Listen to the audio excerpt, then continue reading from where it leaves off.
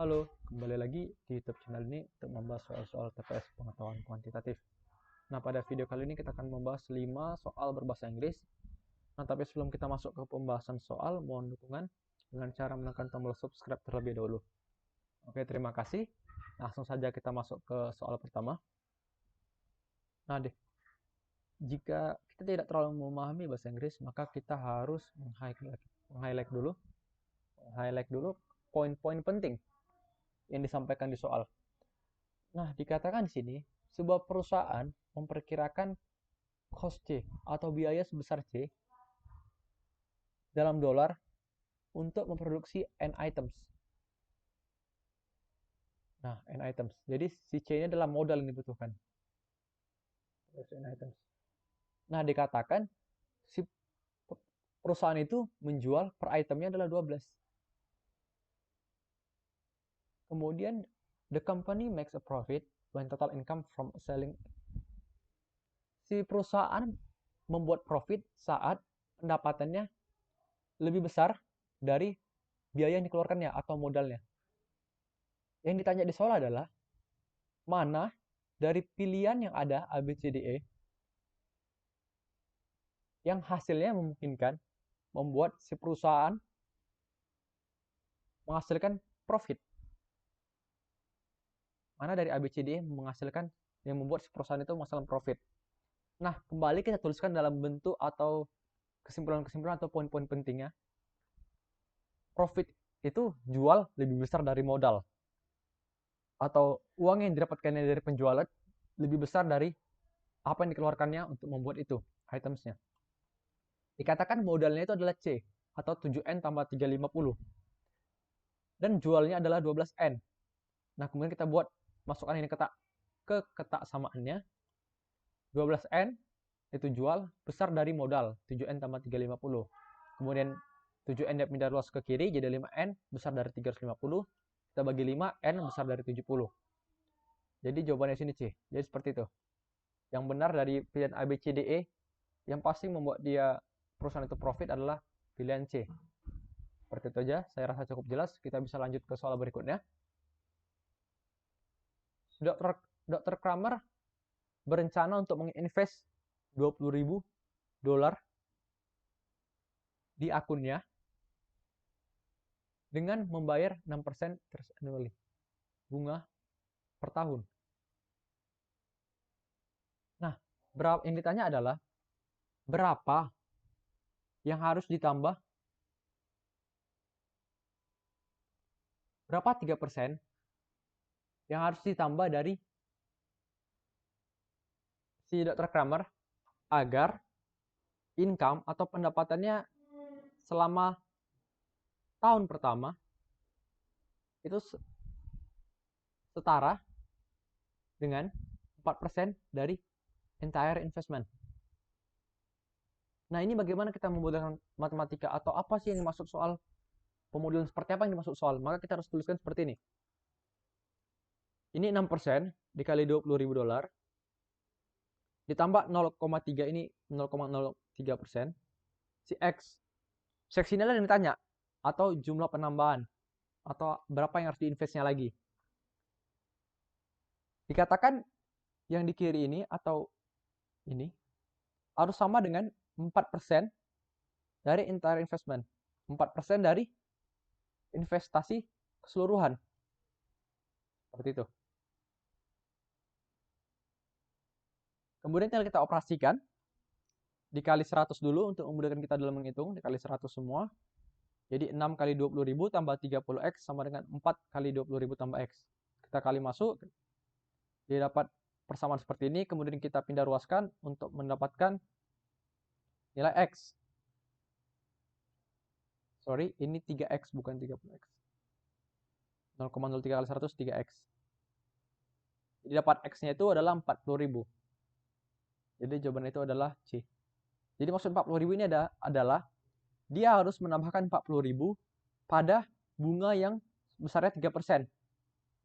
Bersamaan dengan dia sudah menginvest 20.000 pada bunga yang 6%. Agar pendapatannya pada tahun pertama sama dengan 4% dari investasi dia. Seperti itu. Kurang lebih itu maksud soalnya. Saya rasa cukup jelas. Kita bisa lanjut ke soal berikutnya. Jadi she must invest 40.000 at 3% for her total annual income to be 4% of her total investment. Seperti itu yang sudah saya bilang tadi. Kita lanjut. Ditanyakan di sini adalah the greatest value atau nilai yang terbesar. Nah, untuk pangkat seperti ini kan pangkatnya cukup besar. Tidak mungkin kita menghitungnya secara manual satu persatu. Maka tipsnya itu adalah kita mengubah pangkatnya ke FPB dari seluruh pangkat. Maksudnya gimana? Ini ada 66, 55, 44, 33, dan 22. Kita ubah ke pangkat yang sama. Nah, pangkat yang samanya itu apa?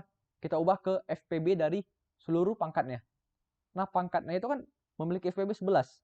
Maka kita ubah seluruh bentuk A, B, C, D, E ke pangkat 11. Bagaimana caranya? Ini 2 pangkat 66. 2 pangkat 66 sama dengan 2 pangkat 6 kali 11. Atau 2 pangkat 6-nya kita bisa operasikan duluan jadi 64 pangkat 11. Ini sama. Kemudian 3 pangkat 55. Itu sama dengan 243 pangkat 11. Kemudian hal yang sama 4 pangkat 44. Itu menjadi 256 pangkat 11. Kemudian 5 pangkat 33. Itu menjadi 125 pangkat 11. Kemudian 6 pangkat 22. Itu menjadi 36 pangkat 11. Nah, jika pangkatnya sudah sama, kita lebih mudah membandingkannya. Sudah pasti dengan bilangan yang dipangkatkannya itu terbesar, maka hasilnya juga terbesar. Maksudnya gimana? A pangkat N pasti lebih besar dari B pangkat N apabila N-nya itu positif, besar dari 0, dan AB-nya juga besar dari 1. N-nya itu besar dari 1. Seperti itu. Saya rasa ini cukup jelas. Maksudnya 2 pangkat 2 pasti lebih kecil dari 3 pangkat 2. Dengan pangkat yang sama. Berlaku juga dengan seperti ini, dengan pangkat yang besar. Jadi kita tidak perlu mengoperasikannya berapa hasilnya, tapi kita membandingkan saja 64, 243, 256, 125, dan 36. Yang terbesar adalah 256 pangkat 11. Maka pilihan yang sesuai adalah 4 pangkat 44. C jawabannya.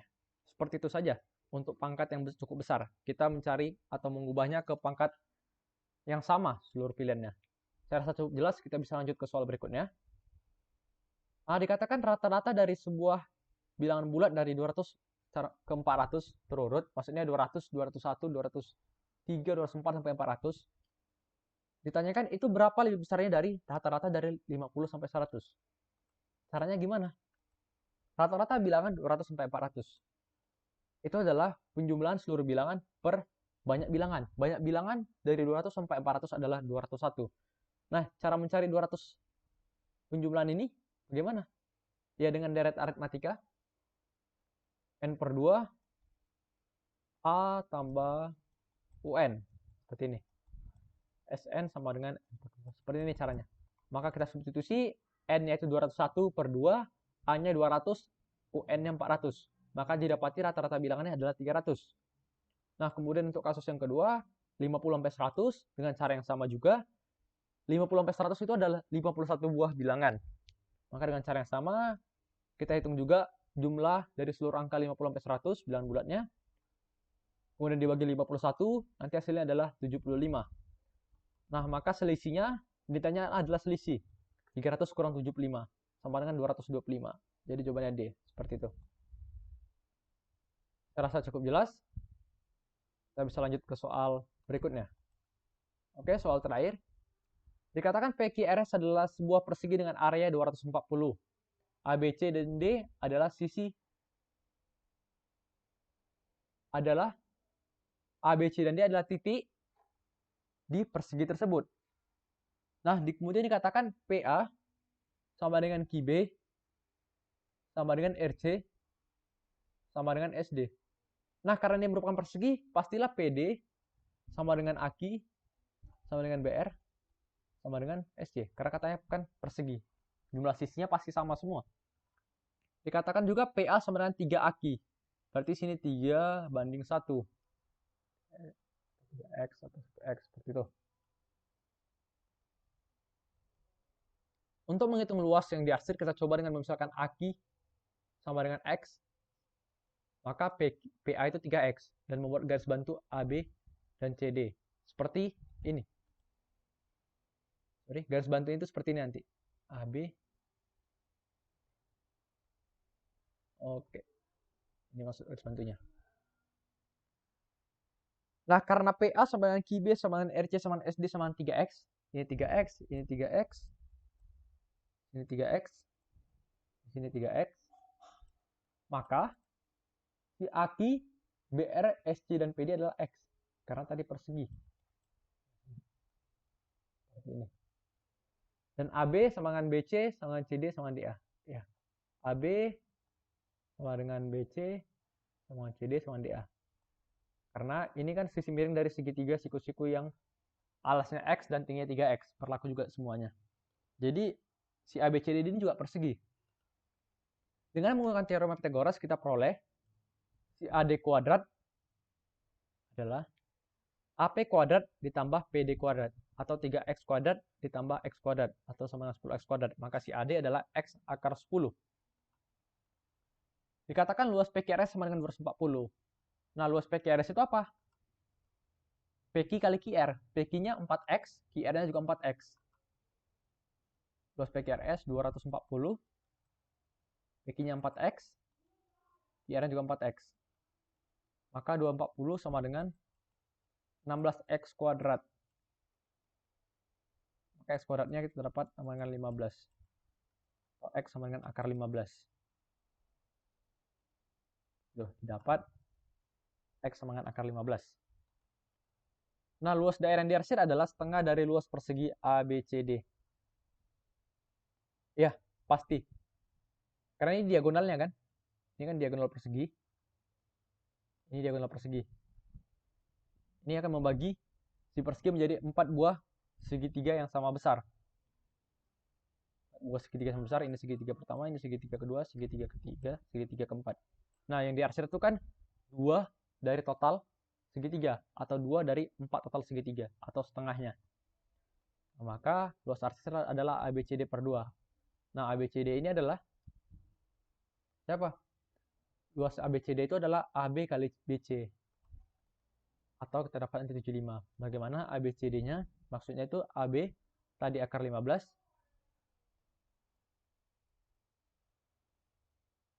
Sorry. Akar 15 kali akar 10.